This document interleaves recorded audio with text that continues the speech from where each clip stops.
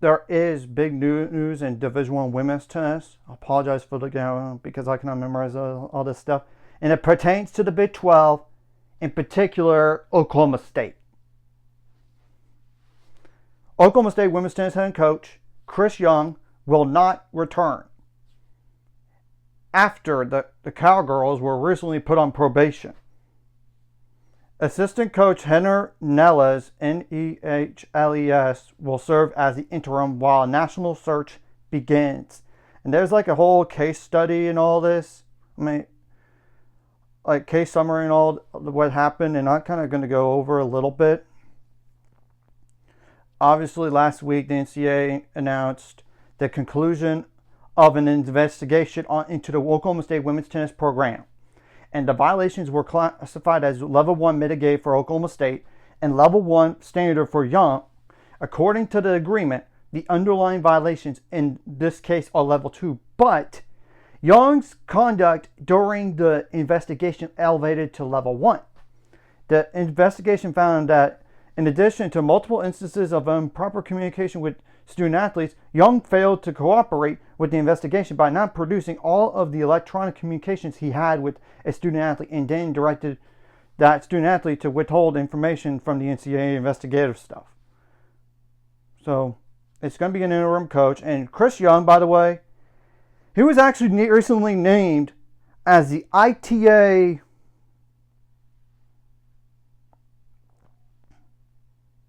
the NCAA Tennis Committee Chair after serving on it multiple years, and in like his second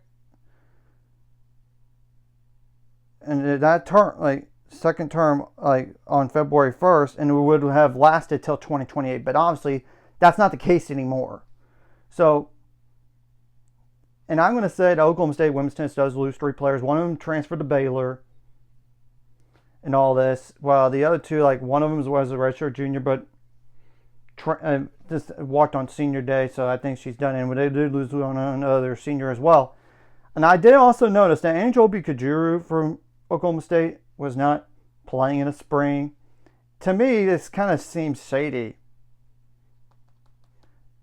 given that she actually played the year before and all this. But anyway,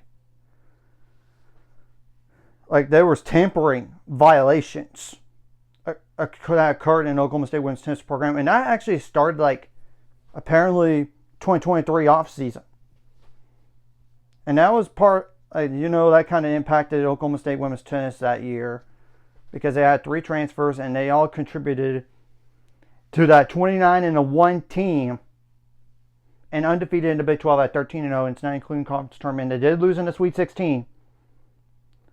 4-2 to Tennessee. They had a medical retirement due to a torn ACL. Hadn't played since.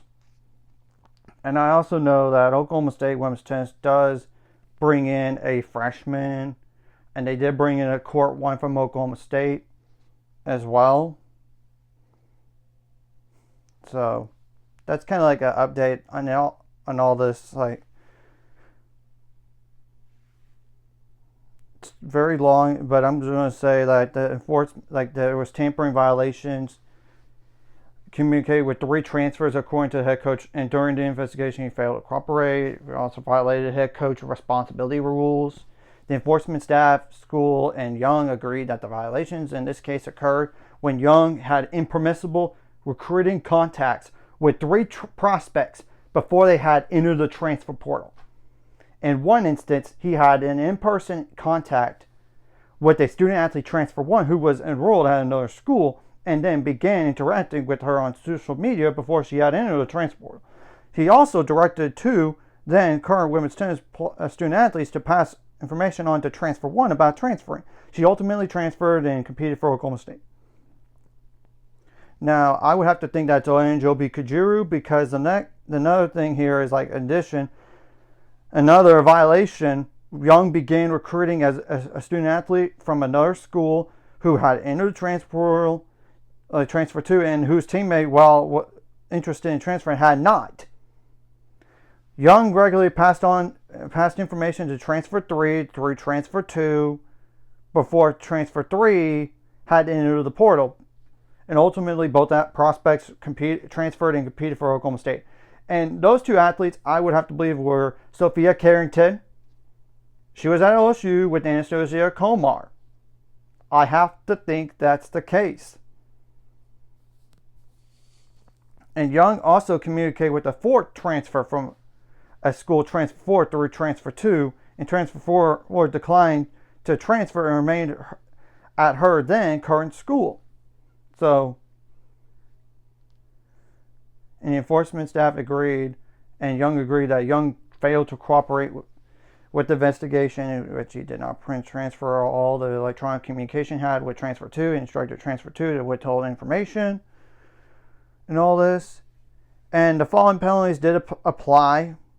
There's 3 years of probation, a fine of $35,000, plus 1% of the women's tennis program budget, a reduction by 18% on an average of number of official visits based on the previous 4 years. The school prohibited unofficial visits for 10 weeks during spring 2025. The school prohibited the women's tennis program from recruiting communications for a total of 3 weeks during the 2024-2025 academic year. The school will prohibit recruiting for an additional 7 weeks during the 2025-2026 academic year. The school prohibited the women's tennis program from off-campus recruiting for 10 weeks during the 2024-2025 academic year. A 4-year show cause order for Young, during which he cannot communicate with prospective transfers in December for each year of the order. Additionally, Young will be suspended from 2 regular season matches during the 2025-2026. He has already been suspended by the school for 10 contests, and including 100% of the fall of 2024. The total suspension of 12 contests, including 100% of 12 contests, equates equivalent to approximately 50% in the regular season. In the vacation, as in vacating the team wins and records in which the student and eligible student athletes competed in. So that's just kind of a breakdown there. And Chris Young has been there for 16 years, and he transformed that program. And for him to do all this, that's messed up. You cannot contact student athletes before they enter the transfer portal.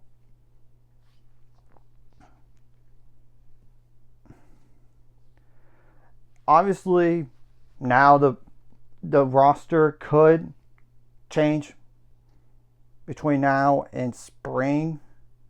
I'm just saying, I already know they're already losing a few players anyway, due to 1, graduation, and 2, transferring out. And that 1 transfers at Baylor now. And all this. I will also, I definitely know, the number of, they did bring in a UCF court 1, which now she could technically change her mind. And all this. And they do have, potentially, 1, 2, 3, 4, 5, 6, 7 returners on the team. So we're going to have to wait and see what happens with the national search and all this. But it is a huge shame that this had to occur. You cannot get in trouble like this and expect to walk away clean. Yeah, seriously. And maybe this will be a lesson to all the other coaches out there.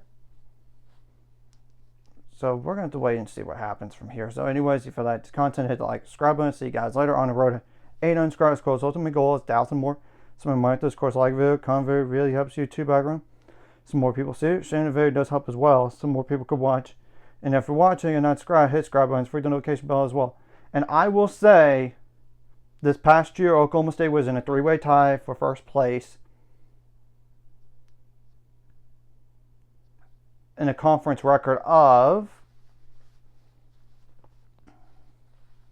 try to look it up here, 12-1, but they did lose in the Big 12 semifinal in the tournament, 4-3 to UCF, and they were 22-8 overall. And Chris Young, prior to this past year, he was